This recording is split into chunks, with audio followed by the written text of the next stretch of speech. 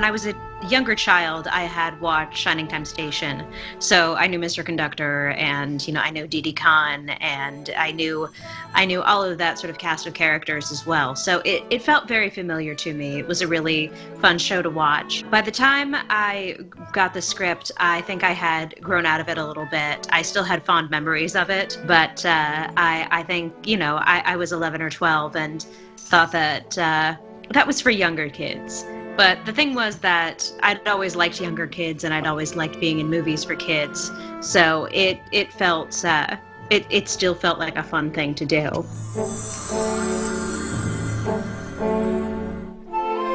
I think at that time I was probably taking time off from acting just to go to school and be a normal kid for a couple of years. I did that a lot when I was a kid. I think I thought that it would be fun to do a little bit of acting again, and especially one that sounded like it would be fun to do. I don't suppose you know what track 3 is, do you? You do? Britt really cared about the world. She had put a lot into this world, and she obviously cared about it a lot. And that was something that I could tell from talking to her. It was something that meant a lot to her. She was very kind to me the entire production, and we had a lot of fun. She was very funny, and I really am glad that I got to know her. Frank. And action.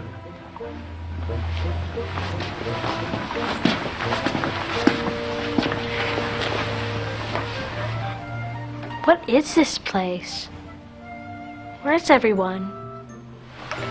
What have you brought me here for?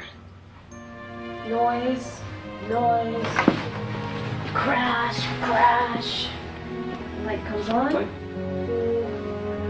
do not want to do this. I don't know how to do this. Who does Cuz think I am? Houdini? I think at that time in my life, I was probably a little bit cynical, the way that a lot of preteens and teenagers are. And I think that Britt kind of brought a spark of magic into my life, which was really nice. I think I got to go on some fun adventures because of her. There were so many people on it that were just so kind, and so many people on it that were just so interesting and had so many stories and so much that you could learn from. People like Russell Means and Peter Fonda are definitely people who have a million stories. So that was always really interesting. Peter Fonda, I think, still had kind of a touch of the eccentric to him. Action. See? Where'd you learn to do that? On my fire escape. Oh, hiya. I'm Patch. I'm Lily. Do you live around here? Yes, my mom and dad run the stables. It's like this me like. Didi Khan was one of the kindest people I've ever met, still remains one of the kindest people I've ever met. Cody, who played Patch, he was really fun, and Michael Rogers was probably my favorite person on set just because he was so funny, always telling jokes and doing impressions and just had us laughing the entire time. I will say that Alec Baldwin's voice for James was probably my favorite. He had a really great voice for James. That was very, very funny. Junior? Misto, I've given up on seeing you again. What's blue, green, red and goes beep, beep? A parrot, and you mean chirp chirp. Ah, trains, talking trains. I'm off to see them right now on the island of Sodaran, cousin. I overslept and I'm in a bit of a hurry. Do you want to come? It was really interesting to the way that they integrated everything, the way that they integrated us into the set, and the way that they integrated us into the world. Because sometimes there would be scenes where you were just sitting on something and you knew that you were going to be flying through the air, but you didn't know how. You knew that they were going to be making a body cast of you, but you weren't quite sure what it was for and how it would look at the end. And you just kind of had to trust, and you just kind of had to go with it. And then later on, you would get to sort of see how it really was. Or sometimes, you would be getting to ride with Thomas, but you wouldn't be. You would just be in this little set where people would be shaking it back and forth, and you just kind of had to use your imagination. What's that shining at the windmill? Misto, Lily. I think it's my cousin. I don't know, sometimes I wonder if I'd been a little bit younger or a little bit older when I'd filmed this, if maybe I would have taken the imagination part a little more seriously. And I kind of wish that I had, because there aren't many times in life to really be able to disappear into that kind of imagination. You're a really useful engine, Thomas.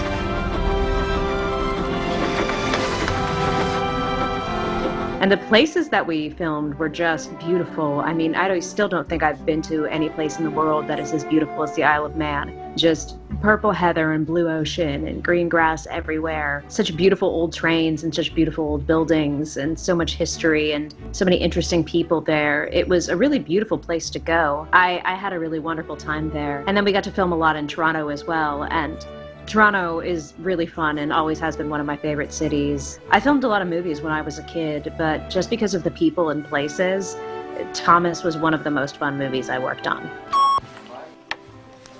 Settle, please. And Frank. Action.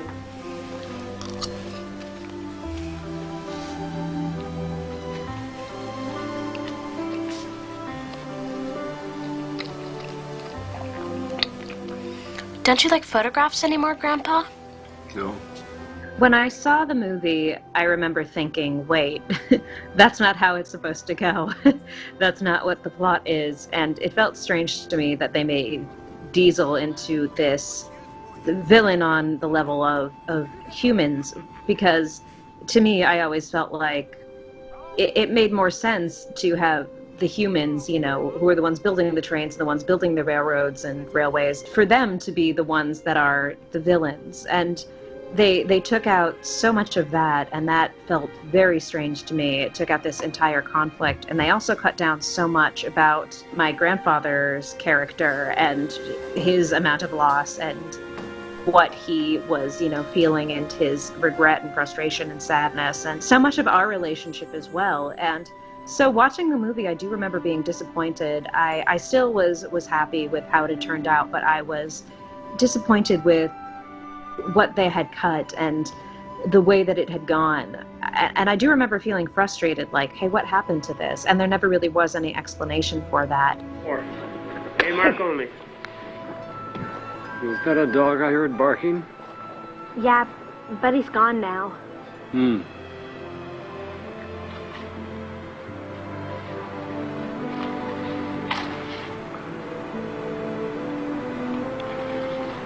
Grandma loved to dance to that, didn't she? Mm-hmm. Yeah. And you danced with her.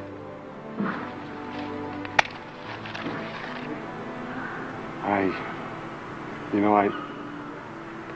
can't remember. I remember there was one scene where Junior, played by Michael Rogers, was supposed to get covered in chocolate milkshake because, you know, he's small and he's drinking a giant chocolate shake, and he drinks his summer sundae and he just gets completely covered in chocolate, and they could only do the shot, you know, 1 or 2 times, and he got completely covered from head to toe, and he didn't have a shower in his trailer, so he had to come in and use mine. And I remember coming into my trailer later and seeing like chocolate footprints and then they ended up not using it. And Britt said she felt so terrible that she took Michael out to dinner to apologize. I think I promised you something. Here. Take some.